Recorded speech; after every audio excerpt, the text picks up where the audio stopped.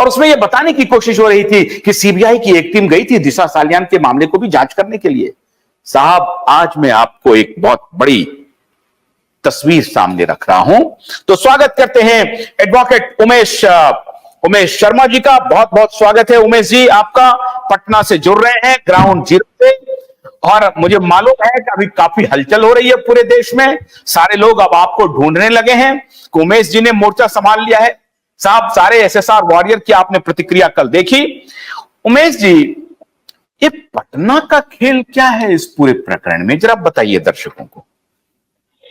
जी, पटना का खेल नहीं है ये। पटना में जो कानूनी कार्रवाई हो रही है वो है, चूंकि एफआईआर यहां रजिस्टर हुई थी और इसी एफआईआर को सीबीआई को रेफर किया गया है फॉर इन्वेस्टिगेशन।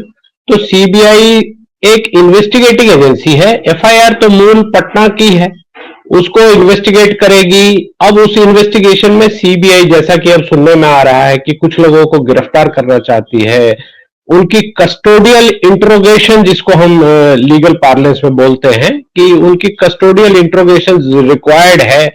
तो जब किसी को गिरफ्तार करते हैं तो हमारे देश का कानून यह है कि आप जिस केस में गिरफ्तार किए गए हैं वहां के इलाके के मजिस्ट्रेट, इस केस में तो सीबीआई के मजिस्ट्रेट हो जाएंगे, जो जज साहब है वो मजिस्ट्रेट से सीनियर होते हैं, तो वो जज होंगे, सेशन जज रैंक के लोग होते हैं, और उनके सामने with in 24 hours of the arrest produce कराना होगा। अगर मान लीजिए कहीं बाहर से पकड़ा है तो ट्रैवलिंग टाइम को माइनस कर दिया जाता है। 24 घंटे के अंदर अरेस्ट होने के बाद, प्रोटोकॉल है 1998 में सुप्रीम कोर्ट ने प्रोटोकॉल बनाया हुआ है, डीके बासु की जजमेंट है कि आप पहले उसका मेडिकल कराएंगे, फिर उसको कोर्ट में लाएंगे, कोर्ट में एप्लीकेशन देंगे कि आप इसको पुलिस कस्टडी चाहते हैं या जुडिशियल कस्टडी चाहते हैं। उसको जज साहब उसको गौर करेंगे और देखकर जैसा भी होगा, या तो पुलिस कस्टडी देंगे। पुलिस कस्टडी जब वो देंगे तो वो सीबीआई के कब्जे में ही रहेगा जो अरेस्ट हुआ है।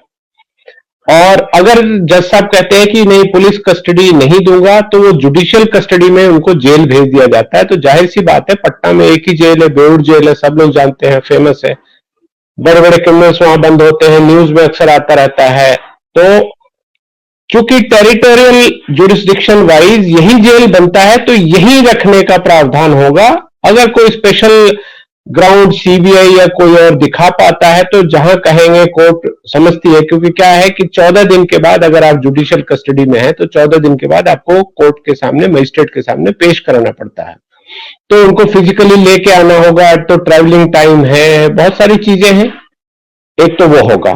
दूसरा ये है कि जो कस्टोडियल इंट्रोगेशन है वो बहुत इंपॉर्टेंट है, क्योंकि इस केस में ऐसा घोल बना दिया गया है कि लोग बाहर से सोशल मीडिया पर या मीडिया में, जैसा आपने अभी बताया कि मीडिया के लोगों को बयान देते हैं, अपनी सफाई देते हैं, किनारे चले जाते हैं, गायब हो जाते हैं, प्रकट हो जाते हैं, हर आदमी नई नई थ्योरीज लेकर आ जाता है।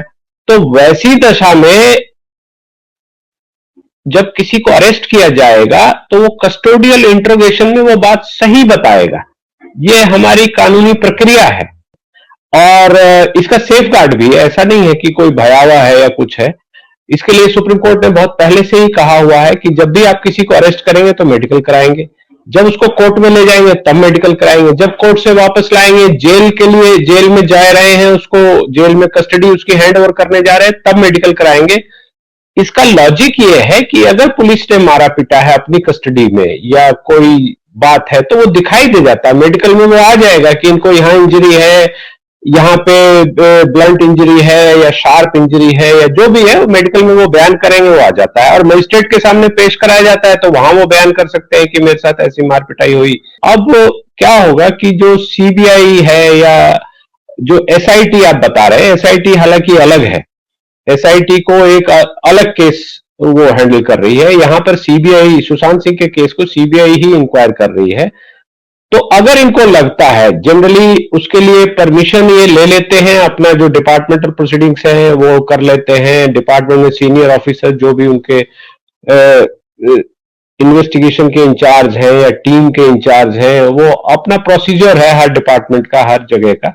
तो ये सारी चीजें हो सकती हैं। इसके बारे में जो कानूनी प्रावधान है, जो कानूनी असेसमेंट है वो हम कर सकते हैं। बाकी सीबीआई को क्या करना है, अब इतना प्रेशर सीबीआई के ऊपर होगा तो सीबीआई को भी बताना पड़ेगा। जैसा अभी आपने बताया कि उनके केस में जब लुकआउट नोटिस क्वैश करने के लिए सीबीआई मुंबई हाई कोर्ट ने पूछा कि आपने कितनी बार इनको बुलाया है इन्वेस्टिगेशन के लिए, तो उन्होंने बोला कि नहीं, हमने नहीं बुलाया है। ये सब एक इंडिकेट कर रही है कि सीबीआई कहीं ना कहीं मामले को लेकर दबा के बैठी हुई है। और अब जो भी लोग इस इशू को उठाना चाह रहे हैं या आपके माध्यम से जो चीजें उठ रही हैं, तो सीबीआई को जवाबदेही तो बनती है और उनको जवाब देना पड़ेगा। गन्ने की कड़ी बुनियाद, जिसे मराठी में खुडक्या और कुछ उत्तर भारत के क्षेत्रों में खुटकी भी कहा जाता है, उसे केवल भोलानाथ का 2-in-1 बैटरी ऑपरेटेड हार्वेस्टर कम ब्रश कटर आसानी से और बिना रुकावट के काट सकता है।